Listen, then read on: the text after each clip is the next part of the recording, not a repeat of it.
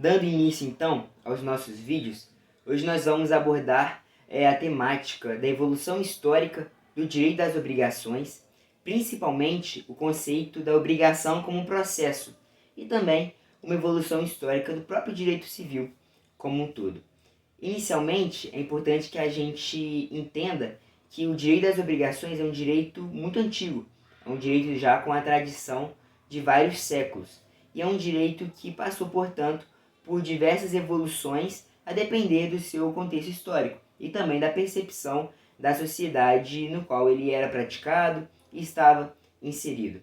Inicialmente, as origens do direito obrigacional, como nós conhecemos hoje, ou pelo menos da maneira como originou o que conhecemos hoje, remonta então ao direito romano. O direito romano que influenciou de diversas maneiras o direito que a gente tem hoje, como o nosso direito moderno. Na época do direito romano, era quase que impossível, se não impossível, tratar do direito das obrigações com uma perspectiva dinâmica e também com uma perspectiva de igualdade, de uma relação de negociação. À época, o que havia, na verdade, era o vínculo obrigacional, era um vínculo, na verdade, de sujeição obrigacional. E o que isso significa? Isso significa que as partes, os sujeitos ali que participavam dessa obrigação, no caso, um credor e um devedor, eles não estavam em uma posição de igualdade, em uma posição negocial. Na verdade, eles estavam em uma posição de desigualdade. Havia uma sujeição do devedor em relação ao credor. E essa sujeição ela era tão forte que o devedor ele respondia com o seu corpo, com o seu próprio corpo, pelos efeitos do seu inadimplemento. Portanto, comum dizer que os efeitos do inadimplemento eles recaíam sobre a pessoa do devedor, que respondia, às vezes, com a sua integridade física e até mesmo com a sua liberdade, através ali, então, de uma escravidão por dívida ou algo nesse sentido.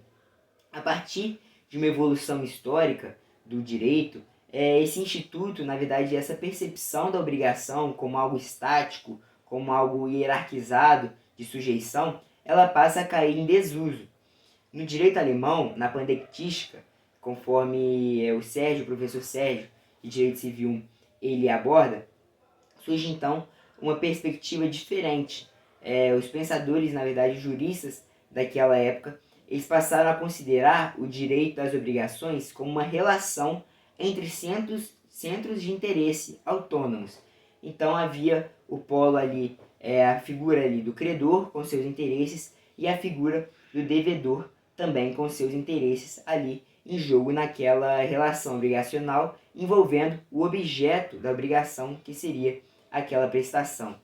Aquela perspectiva de um direito desigual, ela passa a cair em desuso e passa a dar espaço a uma perspectiva mais igualitária do direito. Isso já na Alemanha. O que consagra, na verdade, o que é uma ruptura com esse direito romano, que seria evidenciado aí na Lei das 12 Tábuas e na Lex Poetelia Papíria, com os efeitos recaindo sobre a pessoa do devedor, passa a ser ultrapassado e passa a ser substituído por um novo contexto e por um novo conceito. A partir do Código Napoleônico, então ali já no século XIX, salvo engano, a perspectiva que se tem das obrigações, ela muda.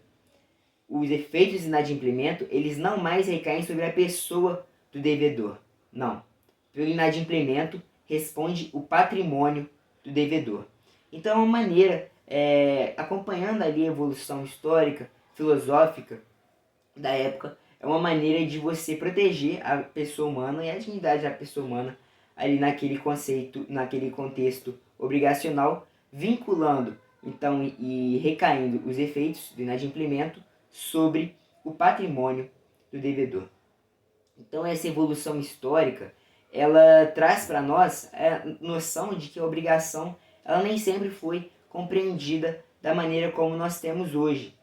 Hoje, então, nós temos uma outra abordagem. E essa abordagem ela é bastante influenciada por essa obra aqui, uma obra do professor Clóvis do Couto Silva, chamada Obrigação como Processo, que apresenta justamente essa ideia anunciada no título. As obrigações, hoje, como nós as concebemos, elas são um processo. Elas não são mais aquela figura estática e hierarquizada do início, elas passam a ser um organismo vivo, autônomo, dinâmico, envolvendo as obrigações. Essa noção de obrigação como processo, ela é muito pautada em dois aspectos, em dois critérios, que seriam o princípio da boa-fé objetiva, que pretendo também fazer um vídeo explicando, seria o princípio da boa-fé objetiva e o princípio da cooperação. Não por isso, né, exatamente por isso, que o professor Gustavo Tepedino, no seu manual, ele até tem essa frase, esse conceito, das obrigações do antagonismo à cooperação. Então, se antes existia essa figura antagônica entre credor e devedor, hoje o que nós temos com a ideia de obrigação como processo é um caráter dinâmico, é uma obrigação pautada em uma relação de cooperação. Cooperação essa que, baseada na boa-fé objetiva, extrapola e gera deveres anexos, deveres adicionais, que não sejam meramente aquele dever de prestar inicialmente pactuado. Não.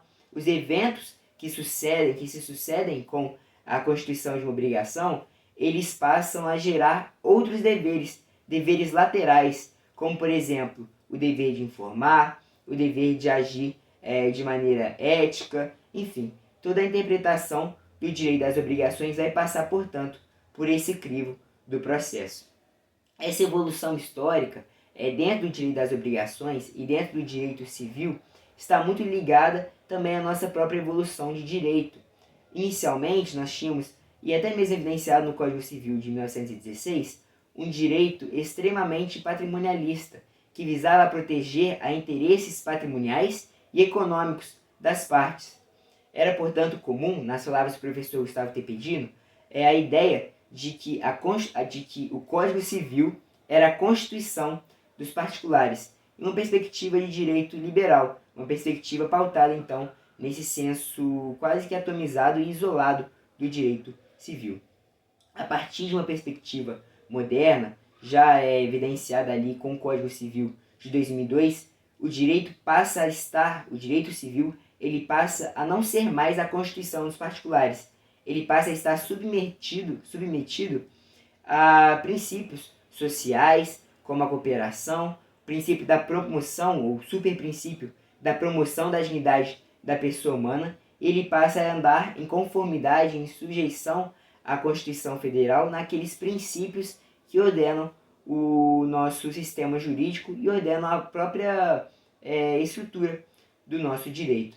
Então, hoje nós não podemos mais tratar do direito civil como essa perspectiva isolada, rígida. Não. O que se deve enxergar é o direito civil vivo, dinâmico, um direito civil de cooperação. E no direito das obrigações, essa figura se revela com o pensamento consolidado do professor Clóvis do Couto Silva de tratar a obrigação como um processo. Esse vídeo, então, espero que lhe seja útil e até o próximo.